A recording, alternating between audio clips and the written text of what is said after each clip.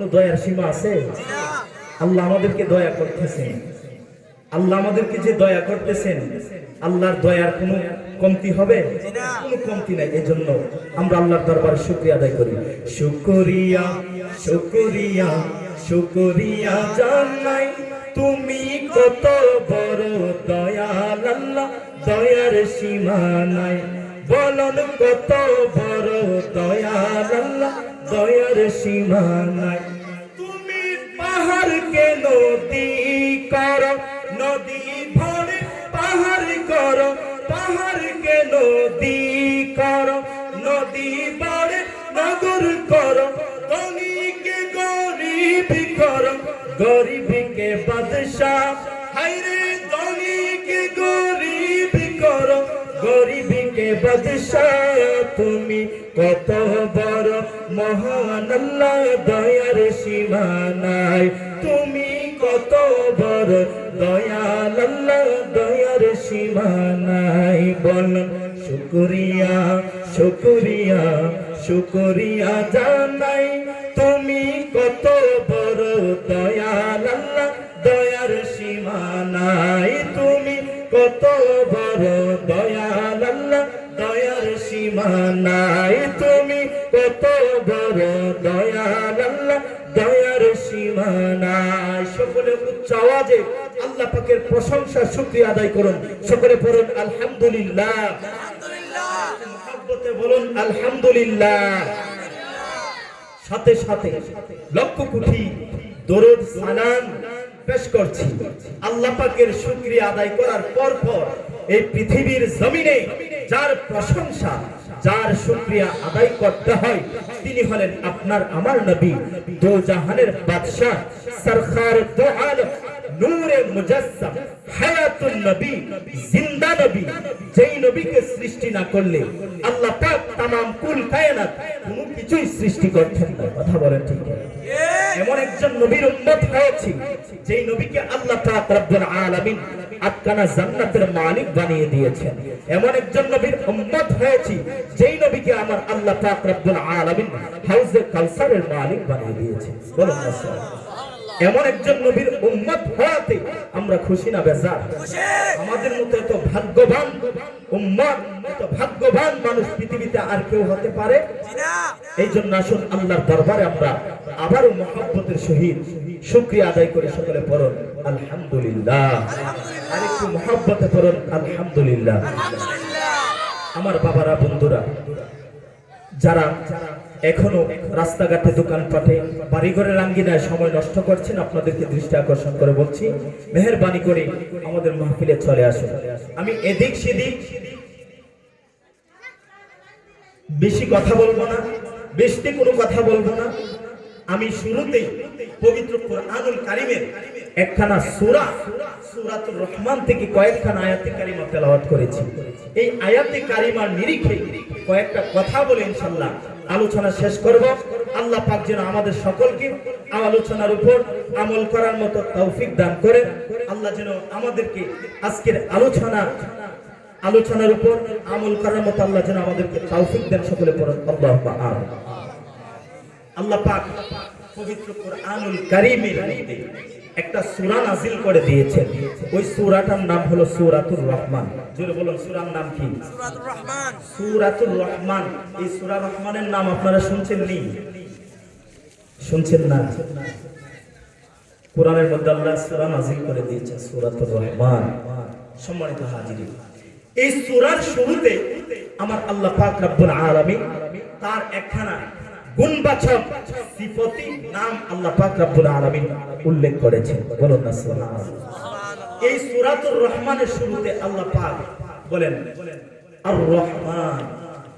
এই রহমান নাম ধরে যদি আল্লাহকে ডাকা হয়, আল্লাহ বান্দার প্রতি অধিক পরিমাণে খুশি হয়ে যায়। বলুন না সুবহানাল্লাহ। এই জন্য এই রহমান রহিম নাম ধরে আল্লাহকে বেশি বেশি ডাকবেন। সামিউম বাসীর, এই নাম ধরে ধরে আল্লাহকে বেশি বেশি ডাকবেন। আল্লাহ পাক রব্বুল আলামিন বান্দার প্রতি বেশি খুশি হয়ে যাবে। আল্লাহ রব্বুল আলামিন বলেন আর রহমান, আমি আল্লাহ হলাম দয়াবান। বলুন না সুবহানাল্লাহ। বলুন তো আল্লাহ কি দয়াবান, আল্লাহ মহান, আমাদেরকে আল্লাহ দয়া করতেছেন, ঠিক কিনা বলুন।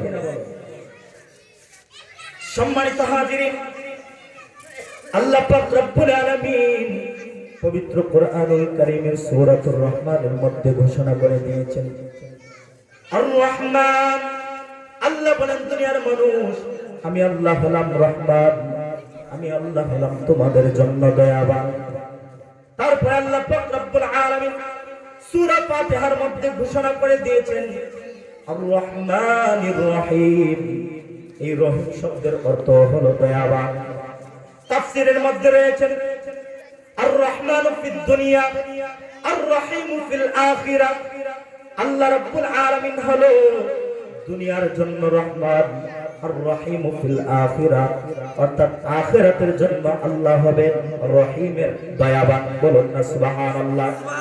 রহমান শব্দের দয়াবান আল্লাহ দুনিয়ার জমিনের মধ্যে, আর রহিম শব্দের দয়াল হবে, দয়াবান হবে আল্লাহ পাক রব্বুল আলামিন হাশরের ময়দানে। বলুন না সুবহানাল্লাহ। আল্লাহ পাক রব্বুল আলামিন দুনিয়াতে আমাদেরকে দয়া করেছেন, আমাদেরকে দয়া করতেছেন।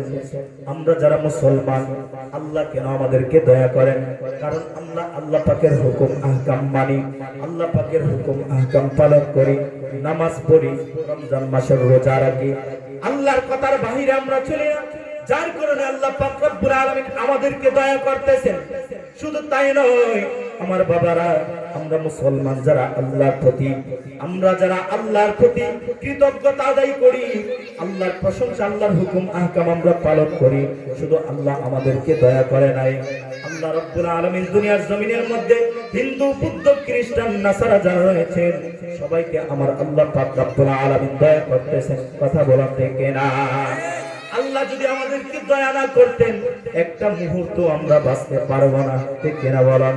আল্লাহ দয়া ছাড়া আমরা একটা মুহূর্তও বাঁচতে পারবো না।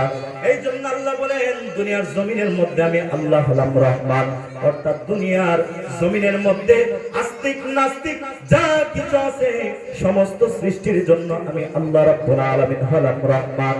যারা গুনাহ করে তাদের জন্য আমি আল্লাহ রহমান, যারা নেক আমল করে, যারা নামাজ পড়ে রোজা রাখে তাদেরকেও আল্লাহ দয়া করতেছেন, যারা আল্লাহর সঙ্গে শিরিক কাজ করতেছে, যারা নাফরমানি করতেছে, যারা গুনার কাজে লিপ্ত হচ্ছে আল্লাহ তাদেরকেও দয়া করতেছে। কথা বলেন ঠিক কিনা?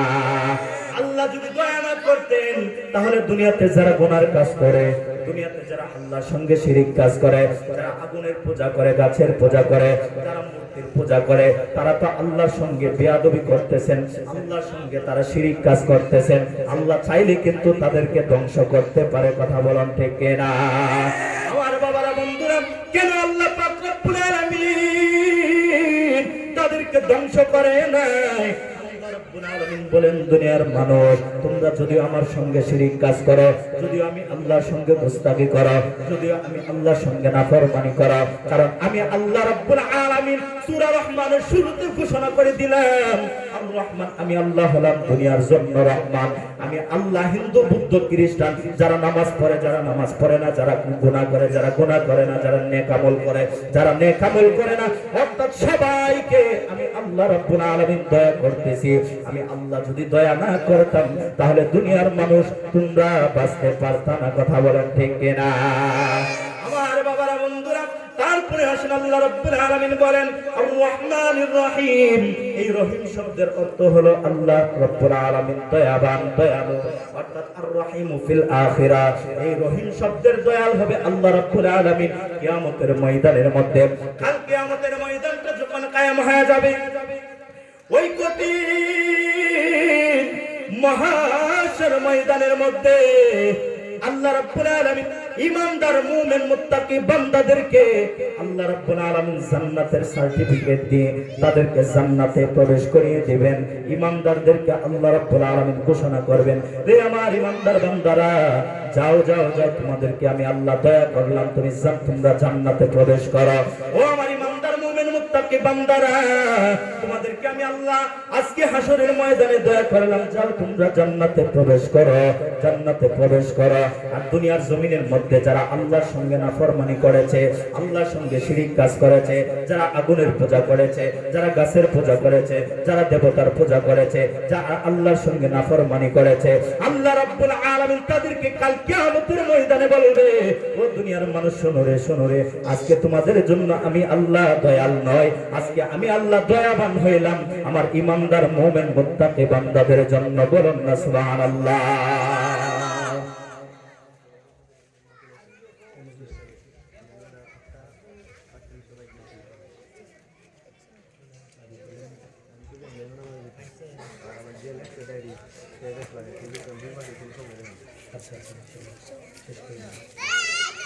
আমার বাবারা, বন্ধুরা, অল্প কিছুক্ষণের মধ্যেই সংক্ষিপ্তভাবে আমি আমার আলোচনাটা শেষ করে দিচ্ছি। আল্লাহ রাব্বুল আলামিন আখিরাতের জন্য হবে রাহিমের দয়াবান, অর্থাৎ আখিরাতে হাসরের ময়দানে আল্লাহ সবার জন্য রহমান হবেন না, সবাইকে আল্লাহ দয়া করবেন না, শুধু মুমিন মুত্তাকি বান্দাদেরকে আল্লাহ পাক রব্বুল আলামিন দয়া করবেন। আমার বাবারা, বন্ধুরা, তারপরে আমার আল্লাহ পাক রব্বুল আলামিন পবিত্র কোরআনুল কারীমের মধ্যে ঘোষণা করে দিয়েছেন, আর রহমানু আল্লামাল কোরআন। আল্লাহ রাব্বুল আলামিন পড়তে বলেন, আমি আল্লাহ রাব্বুল আলামিন শিখিয়েছি কোরআন। বলুন না সুবহানাল্লাহ। আল্লাহ শিখিয়েছেন কোরআন। এবার আপনারা বলতে পারেন, হুজুর আল্লাহ কাকে কোরআন শিখিয়েছেন, কাকে কোরআন শিক্ষা দিয়েছেন? তাফসীরের মধ্যে রয়েছেন, তাফসীরে কানজুল ঈমানের মধ্যে রয়েছেন, আল্লাহ পাক রব্বুল আলামিন শিখিয়েছেন কোরআন। এই কোরআন আমার নবী রাহমাতাল লিল আলামিনকে আমার আল্লাহ রব্বুল আলামিন শিখিয়েছেন কোরআন। বলুন না সুবহানাল্লাহ। আল্লাহ আমার নবীকে কোরআন শিক্ষা দিয়েছেন। আমার নবীর শিক্ষক কে? আল্লাহ। জুড়ে বলুন কে? আমার নবীর শিক্ষক একমাত্র আল্লাহ। দুনিয়ার কেউ আমার নবীর শিক্ষক হতে পারে নাই, কারণ আমার নবীর শিক্ষক হয়ে দুনিয়ার জমিনের মধ্যে এসেছেন, আর আমার নবীর শিক্ষক একমাত্র আল্লাহ।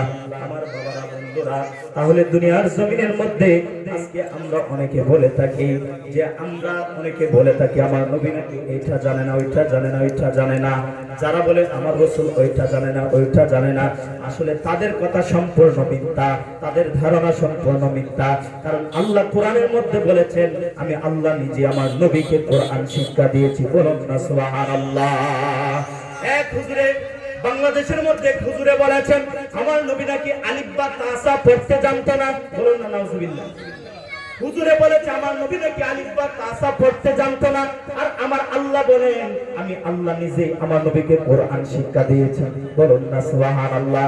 তাইলে হুজুরের কথা ঠিক নাকি আমার আল্লাহর কথা ঠিক? আমার আল্লাহর কথা ঠিক। আমার বাবারা, বন্ধুরা, তারপরে আমার আল্লাহ রাব্বুল আলামিন পবিত্র কোরআনুল কারীমের মধ্যে ঘোষণা করে দিয়েছেন, খালাকাল ইনসান। আল্লাহ রাব্বুল আলামিন সৃষ্টি করেছেন মানুষ। মানুষদেরকে আল্লাহ কেন সৃষ্টি করেছেন? এটারও কারণ আছে, আছে কিনা বলেন? এটার কারণ আছে। আল্লাহ রাব্বুল আলামিন বলেন, কেন আমি মানুষদেরকে সৃষ্টি করেছি? আল্লাহ অপর একটা আয়াতের মধ্যে ঘোষণা করে দিয়েছেন, ওয়া মা খালাকুতুল জিন্না ইল্লা ওয়া আনতুম ইল্লা লিয়াবুদুন। বলুন আল্লাহু আকবার। আল্লাহ বলেন, আমি মানুষ এবং জিন জাতিদেরকে সৃষ্টি করেছি একমাত্র আমি আল্লাহ পাক রব্বুল আলামিনের ইবাদত করার জন্য, একমাত্র আমি আল্লাহ পাক রব্বুল আলামিনের গোলামি করার জন্য। আমার আল্লাহ বলেন, খালাকাল ইনসান আল্লামাহুল বায়ান। আল্লাহ রাব্বুল আলামিন বলতেছেন, আমি আল্লাহ পাক রব্বুল আলামিন আমার নবীকে আমি আল্লাহ নিজে সমস্ত কিছুর বয়ান শিক্ষা দিয়েছি। বলুন না আল্লাহু আকবার। হাদিস শরীফের মধ্যে আমার নবী রাহমাতাল লিল আলামিন ঘোষণা করে দিয়েছেন, উতিতু জাওয়ামিউল কালিম। আমার নবী হাদিসের মধ্যে ঘোষণা করে দিয়েছেন, আল্লাহ পাক রব্বুল আলামিন আমি নবীকে সমস্ত কিছুর জ্ঞান, সমস্ত কিছুর ভাষা শক্তির জ্ঞান আমি নবীকে আমার আল্লাহ শিক্ষা দিয়েছে। বলুন না আল্লাহু আকবার। নবী বলেছেন সমস্ত কিছুর জ্ঞান, সমস্ত কিছুর ভাষা শক্তির জ্ঞান নবীকে আমার আল্লাহ কি করেছেন? বয়ান শিক্ষা দিয়েছেন। আমার আল্লাহ পাক রব্বুল আলামিন কোরআনুল কারীমের মধ্যে ঘোষণা করে দিয়েছেন, আল্লামাহুল বায়ান, আমি আল্লাহ নিজে আমার নবীকে সমস্ত কিছুর জ্ঞান শিক্ষা দিয়েছি। বলুন না সুবহানাল্লাহ। এবার আমাদের দেশের মধ্যে কিছু কিছু মানুষ আছে, অনেকে বলে আমার নবী নাকি অনেক বিষয় সম্পর্কে আমার নবীর নাকি জ্ঞান নাই। বলুন না নাউজুবিল্লাহ। অনেকে বলে থাকেন দেয়ালের ওপর পাশে কি হবে না হবে, কি হইতেছে নাকি না হইতেছে আমার নবী নাকি বলতে পারে না। বলুন না নাউজুবিল্লাহ। গভীর মনোযোগ, আসুন ছোট্ট একটা ঘটনা বলি। আমার নবী আসলে জানে কি জানে না? আমার নবী রাহমাতাল লিল আলামিন হাদিস শরীফের মধ্যে বর্ণনা করতেছেন, আমার নবী রাহমাতাল লিল আলামিন একদিন সাহাবায়ে কেরামদেরকে লইয়া একটা মজলিসের মধ্যে আলোচনা করতেছেন। সাহাবায়ে কেরামদেরকে লইয়া যখন মজলিসের মধ্যে আলোচনা করেন, করার ফাঁকি দিয়া আমার নবী রাহমাতাল লিল আলামিন এইভাবে আলোচনা করতেছেন। হঠাৎ করে একটা সাহাবী মসজিদে নববীর ভিতরে প্রবেশ করলেন। মসজিদে নববীর ভিতরে প্রবেশ করার পরে আমার নবী রাহমাতাল লিল আলামিনকে সালাতু সালাম জানাইলেন। আসসালাতু ওয়াসসালামু আলাইকা ইয়া রাসূলুল্লাহ, আসসালামু আলাইকা ইয়া হাবিবাল্লাহ। ওগো দয়াল নবী, মায়ার নবী, আপনার কাছে এসেছি ইয়া রাসূলুল্লাহ, একটা আত্মবিশ্বাস নিয়ে, আপনাকে বড় বিশ্বাস করে ইয়া রাসূলুল্লাহ আপনার কাছে এসেছি। নবী গো, আজকে 3 দিন হয়ে গেল আমি সাহাবীর একটা উট খুঁজে পাইতেছি না। 3 দিন হয়ে গেল আমি সাহাবীর একটা উট হারিয়ে গিয়েছে ইয়া রাসূলুল্লাহ। অনেক খোঁজাখুঁজি করলাম, চতুর্দিকে খোঁজাখুঁজি করলাম ইয়া রাসূলুল্লাহ, আমার উটটাকে খুঁজে পাইতেছি না।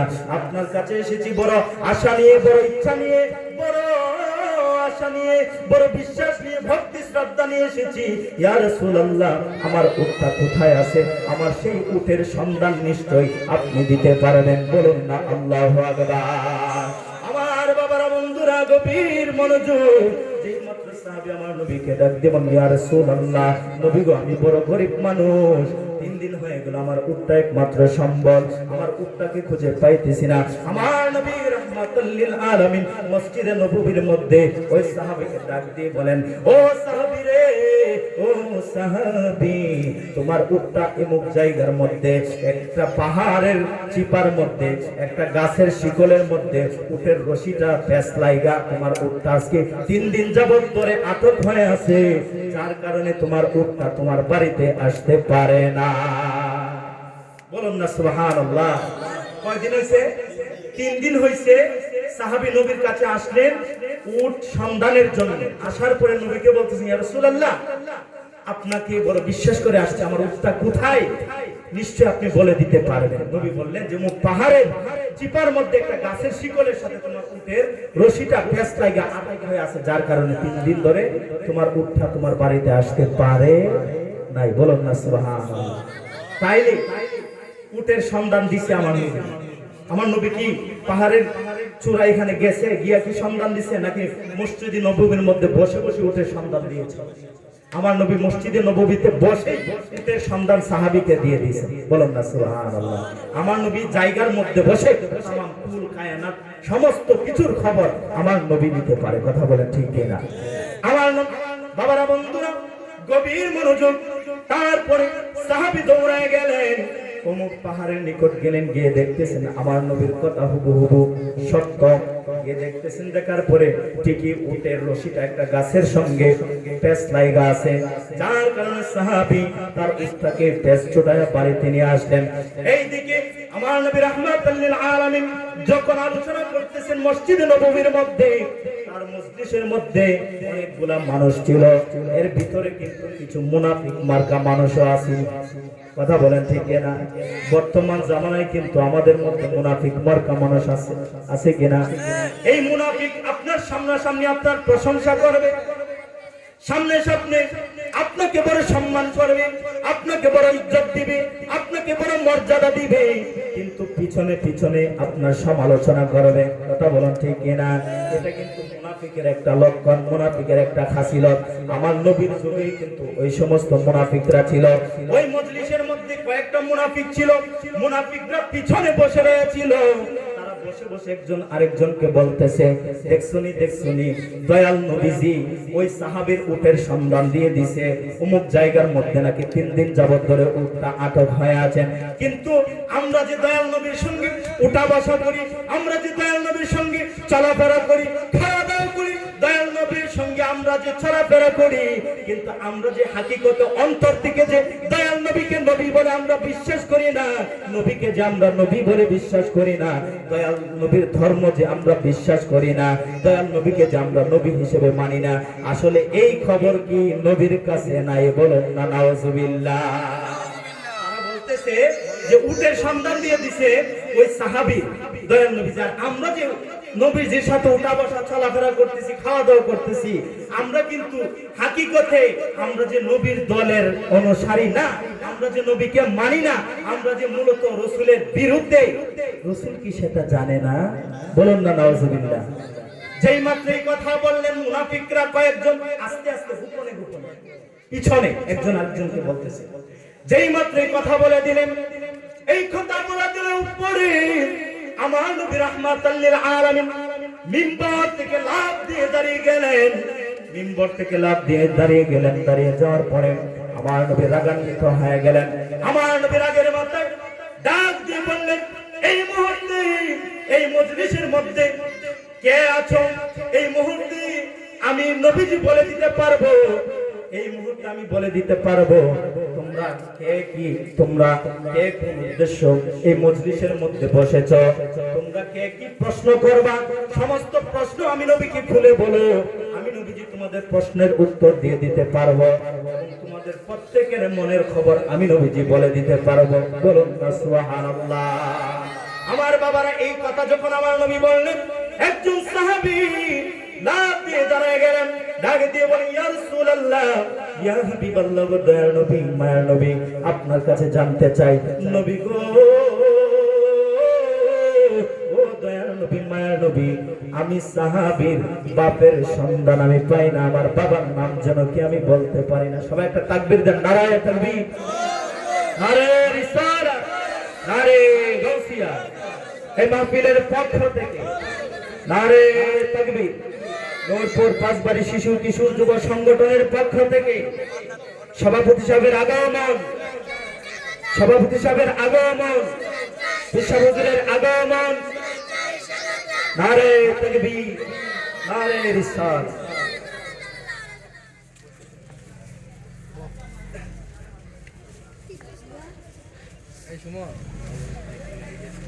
সবাই বলে আলহামদুলিল্লাহ। তো যেহেতু আজকের মাহফিলের সম্মানিত সভাপতি হুজুর আমাদের মধ্যে চলে এসেছে, তো আমি আলোচনার সামনের দিকে আর বাড়তে পারছি না। হুজুরের